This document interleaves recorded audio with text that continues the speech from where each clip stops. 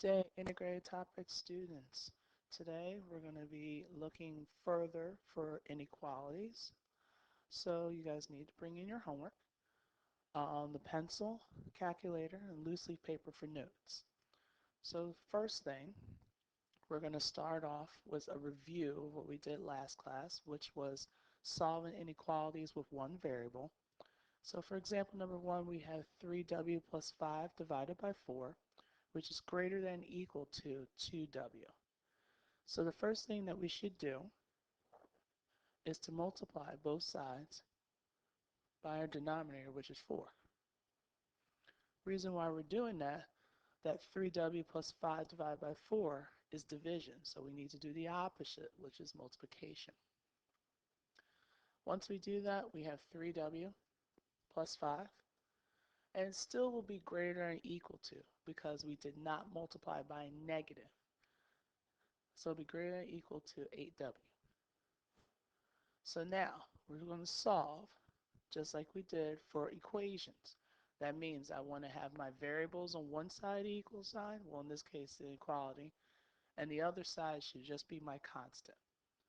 So in this case I would actually subtract 3w because I want to put all my w's on one side, which leaves me to 5 greater than or equal to 5w. So if I'm solving for w in this case, I want to divide both sides by 5, and since I'm dividing by a positive number, my sign stays the same. So these 5's will cancel out, giving me 1w, and 5 divided by 5 is 1. So the answer here will be 1 is greater than or equal to w. For the next example, we have the opposite of 4 times a number is more than 12. So the opposite 4 times a number is more than 12. When you see a word problem, break it up. So the first part is the opposite of 4. Now the opposite of 4 will be a negative 4 times a number. So we can think of any number, so we can use x. So that means I'm taking that x and I'm multiplying it to my opposite of 4. Is more than.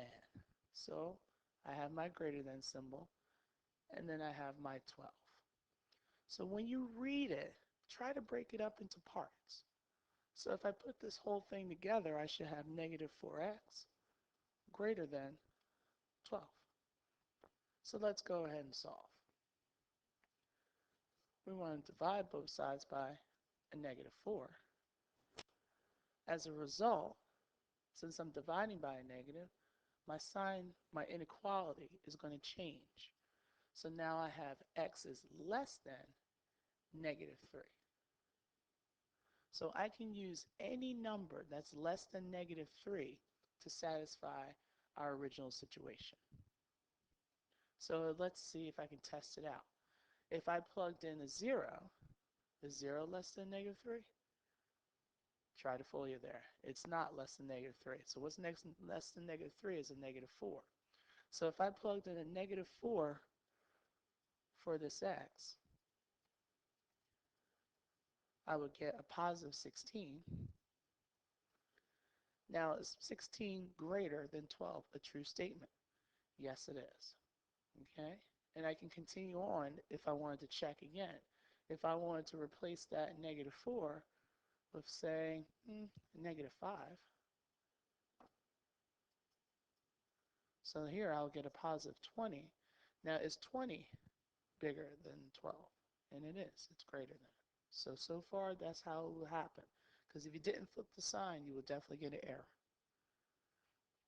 For example, number 3, 40% of a number is less than or equal to 45. So you're probably saying to yourself, 40%? How am I going to write that? So instead of writing it as 40 with the percent sign, you can actually write it as a decimal, which is 0.40 or 4/100ths or 4/10ths really, because you don't really need the 0. Okay? So 4/10 of a number, say you wanted to use n, this operation of, if you go back to your terminology, the operation terminology sheet that I left on the website, of means multiplication. So that means I'm multiplying that number. So I should have 0.40n is less than or equal to 45. So now we're just going right into solving. So we're dividing both sides by 0.40 or zero point 0.4. Since I'm dividing by a positive number, my sign is going to stay the same.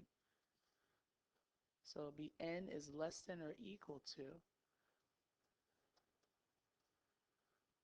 112.5. Okay, so any number less than 112.5 will satisfy that inequality.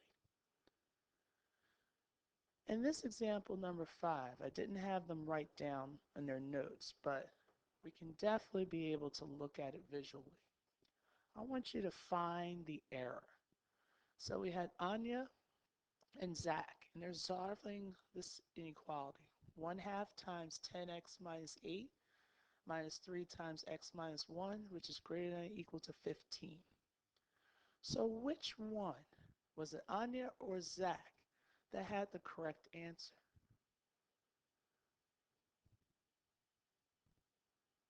So hopefully you said Zach had the correct answer. But where was the error? What happened? They both started out with the same equation, but what happened? If you notice in the beginning, they had to distribute 1/2 to everything in that first parenthesis, and they had to distribute a -3 to everything in the second parenthesis. So it looks like she took 1/2 of 10x, that's where that 5x came from, but then 1/2 of 8 she didn't do. She forgot to distribute that 1/2 to everything inside the parenthesis. She didn't only just do it in the first sequence, she also did it in the second sequence. Because that's not supposed to be a -1. In fact, it should be a +3. And that -8 from the beginning right here should have been a -4. So the one that had it correct was Zach, because he distributed everything inside each of the parentheses. Okay? So this shows that yes, you will get an answer when you distribute. You will get an answer, but sometimes you need to check your work. And I see that a lot for all my students. You do the arrows, but then you forget to multiply that second portion. Okay? So that was just basically a reminder. So then we're going into the actual second piece. So we worked on solving with one variable. Now we're actually going to learn how to solve and graph using two variables.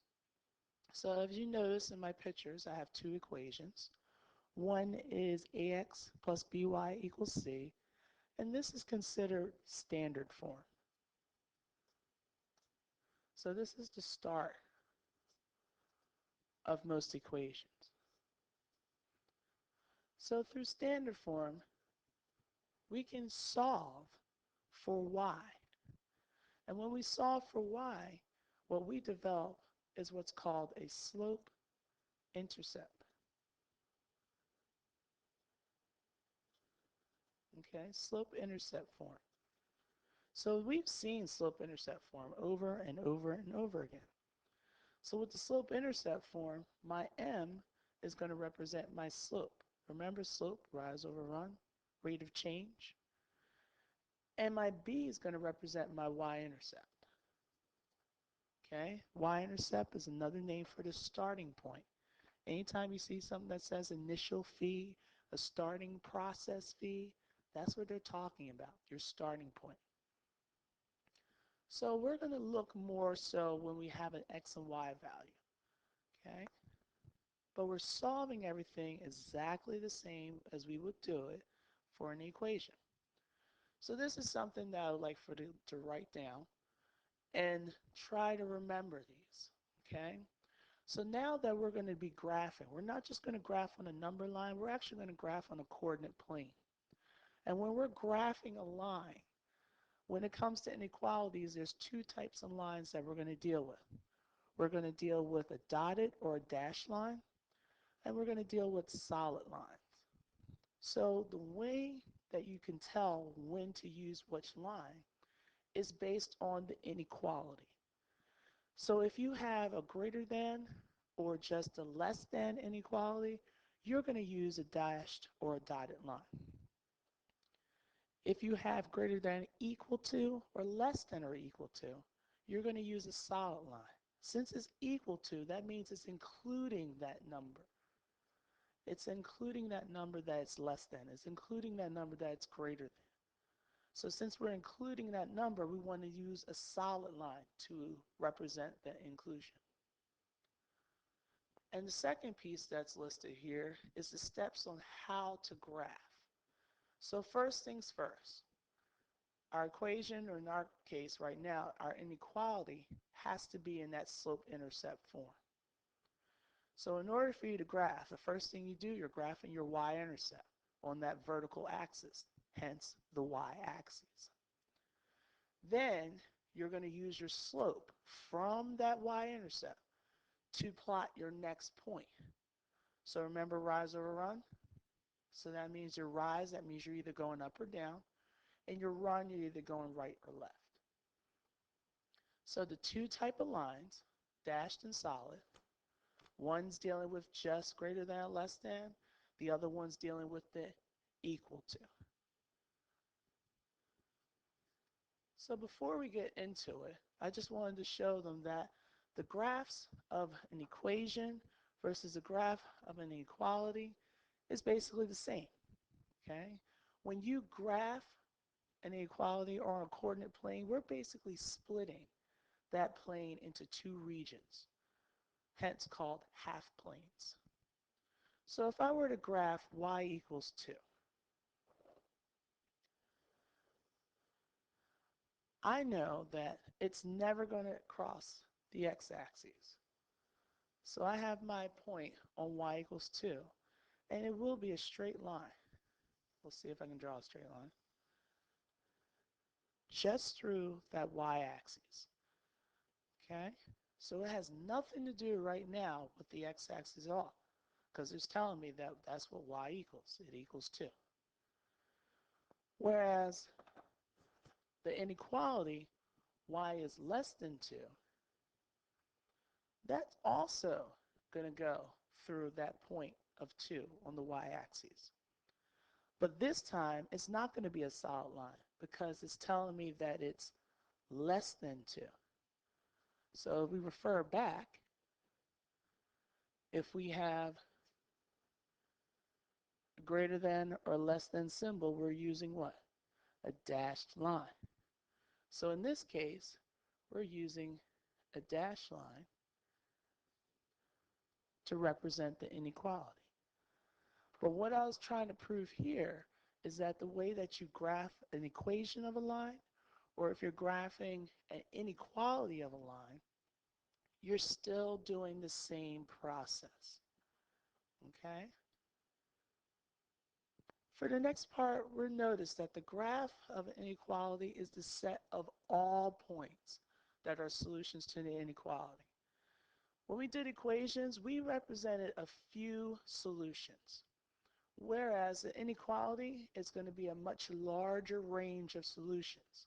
So instead of us plotting each and every single solitary point that's associated with the solutions, we can do what's called the shading method. And I'm going to show you how to do that momentarily. But right now, I want to see what are some of my solutions that deals with the inequality 3x plus 2y less than 12. So if I were to pick a couple numbers, let's say -2, -1, 0, and 1. what I would do to get that y value is just simply plug in these x values in for x and go ahead and solve. So 3 times negative 2 gives me a negative 6.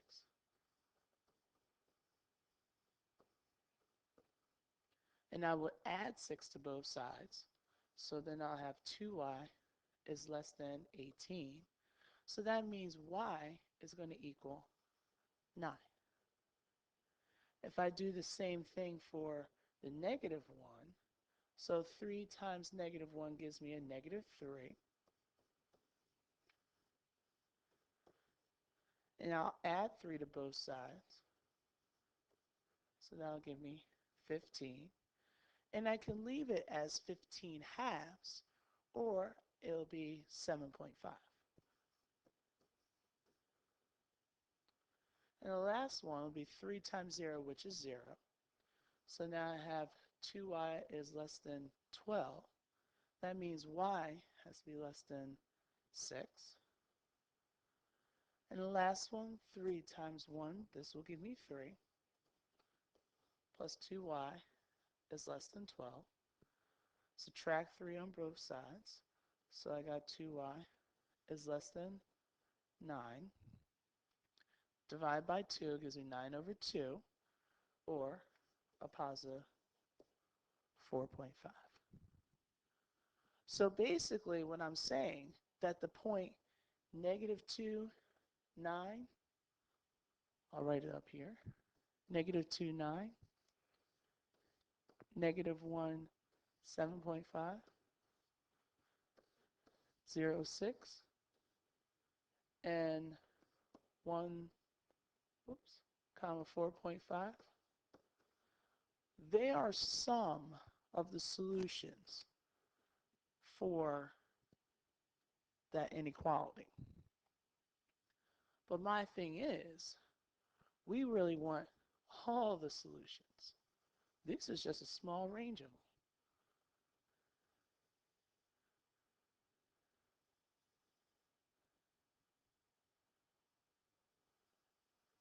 And I know by habit, you're going to just want to draw a straight line through all that. But guess what our sign is? Isn't it less than?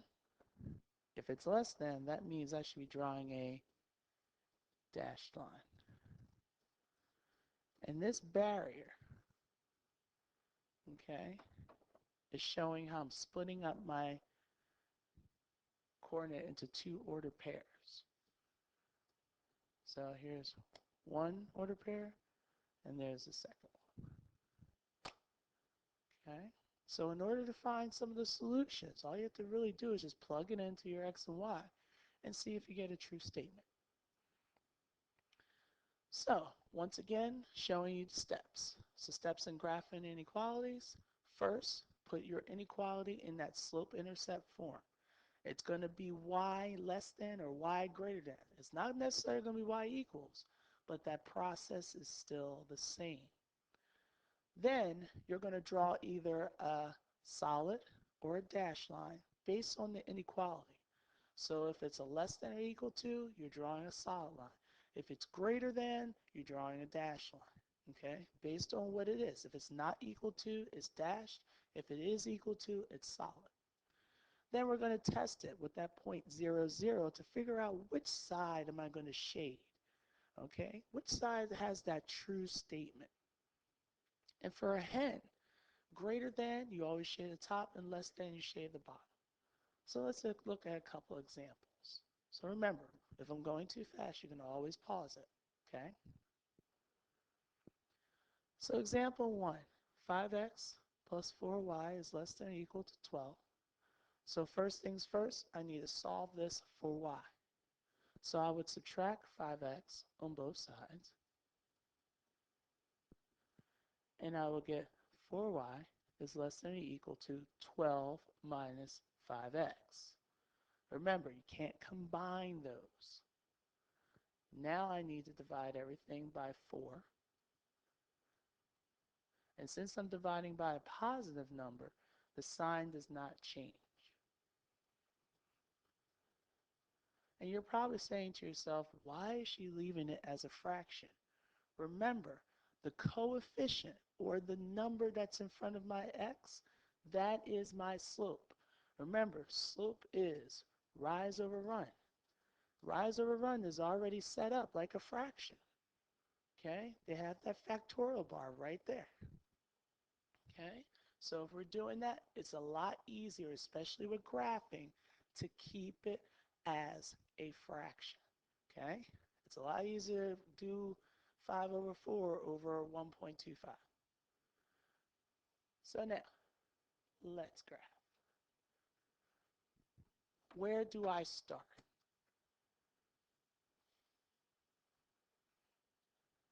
So I will start at my y-intercept. My y-intercept is telling me it's a 3. It's positive 3, so I'm putting a point on positive 3. And from this point, I'm going to look at my slope. And my slope is telling me negative 5/4. So I can go down 5 and then over 4 to make my other point.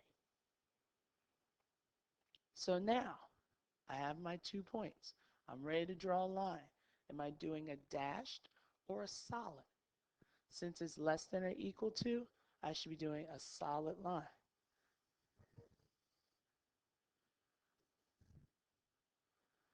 So here we go with the testing. You see that that point 0, 0 is on one side of my boundary line.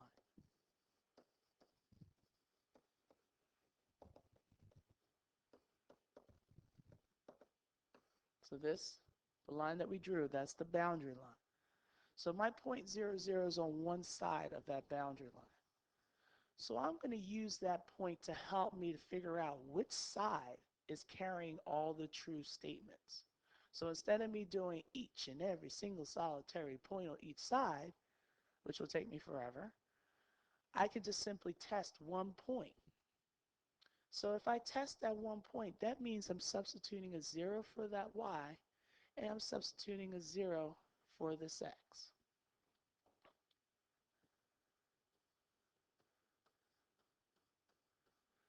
Now, anything times 0 is going to give me 0. So right now, I have 0 is less than or equal to 3. Because this 5/4, be it negative, times 0 is going to give me 0. So what's left is that 3. So now ask ourselves, is 0 less than or equal to 3 a true statement? And the answer to that is yes. Since it is a true statement, this is the part that everyone loved today, I'm going to shade the side that contains that true statement. So my 0, 0 is on that bottom side. I know, right? It's fun. Look at the color.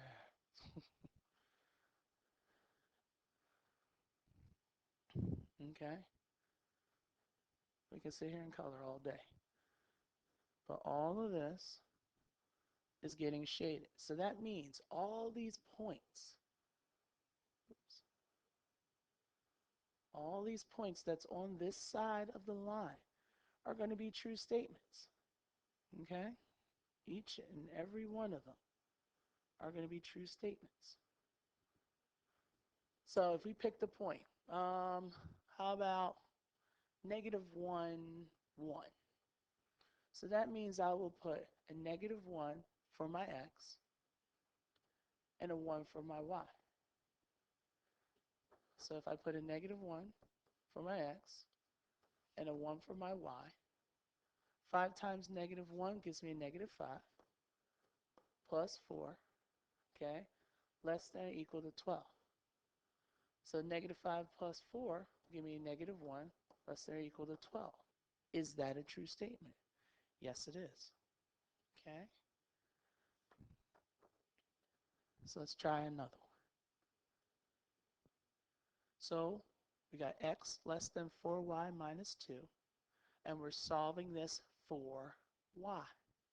So that means I can add 2 to both sides, And this will give me x plus 2 less than 4y. Divide both sides by 4. So I'm dividing everything by 4. As a result, I'm going to get 1/4 x plus 0.5 is less than y. And you're probably asking, where did the 1 come from? Anytime you see a variable of x or a variable of y, there's always assumed that there's a 1 in front of it. So now let's graph. Where do I start?